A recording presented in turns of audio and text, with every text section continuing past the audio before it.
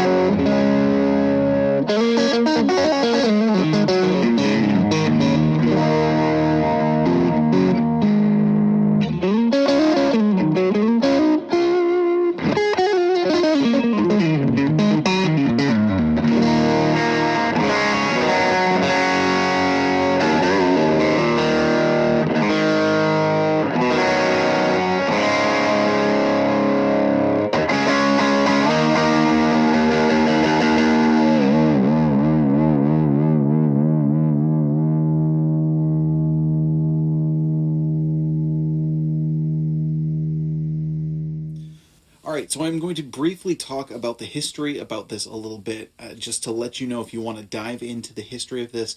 There are some excellent resources out there, including a great 5-watt world video, also information from Analog Man, among others that you can search on the web. So I'm just going to briefly touch on this. Now, we're going to start off with the TS808 Overdrive Pro. Now, this is one of the first overdrives of its kind that was made from 1979 until about 1981.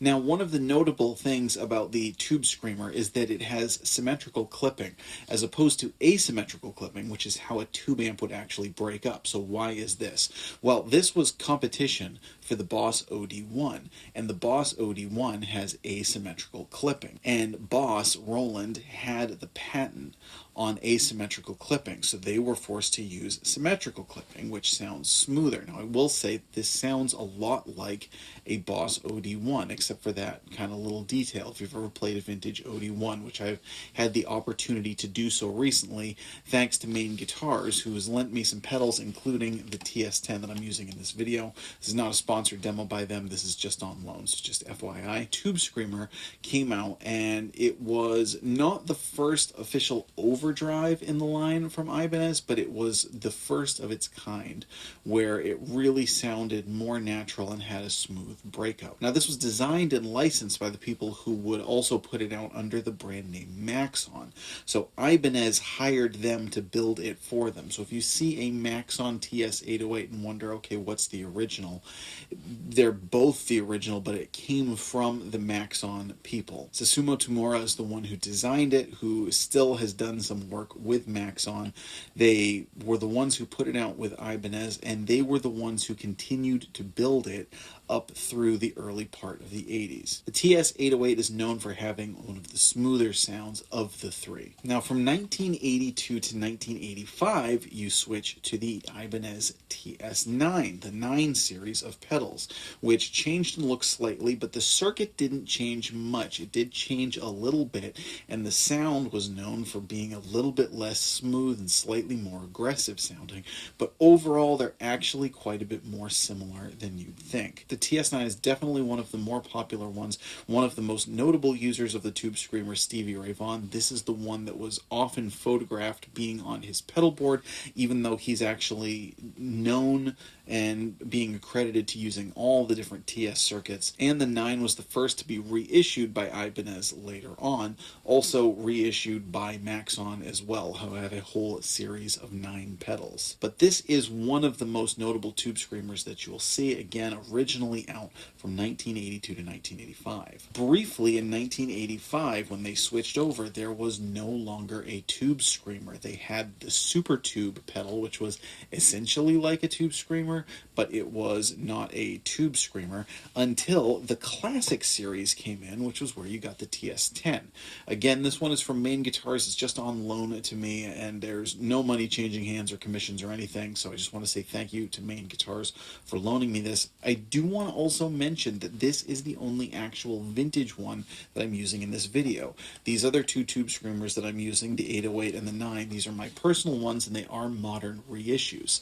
Now, that being said, if you listen to a lot of Tube Screamers back to back, this sounds like an 808. I've played a lot of 808s, including the Maxon Apex 808, which is designed and put out by Susumu Tamura of Maxon, who studied all the best chips and everything, and they kind of came up with what they considered to be ultimate Tube Screamer circuit. And while that one is a very notable Tube Screamer and it is kind of a special pedal, this one captures the 808 vibe. This one sounds like a TS808. If you're playing back to back, you might hear a slight difference in tone, but for the most part, the 808 sound is the 808 sound. Now, the TS10 is significantly more different than its predecessors for a number of reasons. Believe it or not, even though these are extremely sought after, these were more cheaply produced, and they were the first line that were not put out by the people of Maxon. They had switched manufacturers. This one definitely seems to have the most even response to me. Now, this one, according to guitar tech Rene Martinez, who worked with both Stevie Ray Vaughan and John Mayer, this one was possibly Stevie Ray Vaughan's favorite, and also significantly part of the reason why John Mayer used one, which really boosted its resurgence in popularity. In fact, even if you just look at the styling, this one looks the most like a mass-produced pedal that came out of the 1980s. But because it does have a unique sound, even though it's still within the kind of tube screamer realm, it has a unique sound among the others, and because it was notably used there by Stevie Ray Vaughan and John Mayer, these have become very sought after pedals, which goes to show what star power can do. Now, there were some other iterations of the tube screamer circuit that were going even further down the cheaper road, including things like the tone lock and whatnot. And while those aren't really sought after, I'm sure there's an artist out there who has one on their pedal board whose star power will eventually drive those into price gouging as well. But for all intents and purposes, these are the three most notable tube screamer models, and there was variation in some of the parts used in some of them, so not all TS9s were made alike. That being said, the TS9 overall through history, the TS9 does have a unique sound to the 808, to the 10. They all kind of have their own unique voice. So today we are putting these back to back through a Franklin Amps Tweed 5E3 head, and I'm going into a 210 cabinet loaded with Jensen's. And you've just heard it with a Lust for Tone Holy Relic Lust Caster, and I'm also using a Keeley Hydra just to add a little bit of reverb. Next, we're going to play it with a Les Paul so that you can hear them also with humbuckers. Going to do the same thing, go back to back on some different settings with each of these pedals, going in chronological order according to their models. Again, these two are modern reissues, whereas the TS10, the one on loan to me from Maine Guitars, is an actual vintage one because they don't make a reissue of it. There are some other things out there, like for instance, JHS makes the Bonsai, which is a whole bunch of tube screamer sounds all in one, and then there are just a whole slew of tube screamer clones, as well as the other dedicated reissues from the Maxon people, who are the originators of the circuit. So let us know in the comments, which do you like best? Do you like the Overdrive Pro 808? Do you like the Ibanez TS9 tube screamer best? Or do you like this one, the vintage Ibanez TS10? We're going to try it out with the Les Paul. Stick around until the very end of the video. I am going to tell you which one is my personal favorite. So let's get going with the Les Paul here. Please remember to like, share, and subscribe. Follow the link below where you can listen to some music. And if you're interested in checking out Maine Guitars, I also put a link to them in the description. Again, that's just kind of a friendly thing. It's not sponsored. Hope you enjoyed the Les Paul and stick around to the end.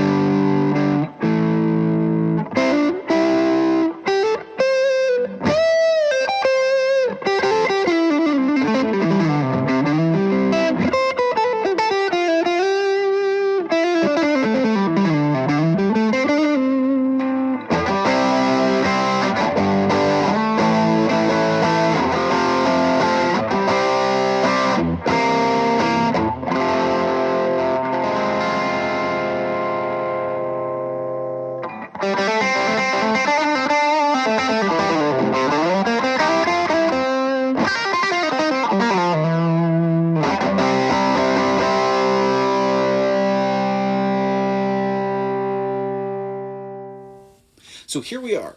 It's very, very hard to really pick out a dedicated favorite, partially because each of them responds a little bit differently to your rig. Some kind of suit single coil's a little bit better, some kind of suit humbucker's a little bit better. Depends exactly on how you tile them in and what your rig is. That being said, if there was one of these pedals that I could keep from a purely functional and tone basis, I would pick the TS9. Now that might surprise some of you. I bet a lot of you thought I might pick the 808 or even the 10. Now the 10 is really, really cool. It's a very unique pedal, and of course if you were looking at it as an investment piece right now, at least the 10 is the one to go with.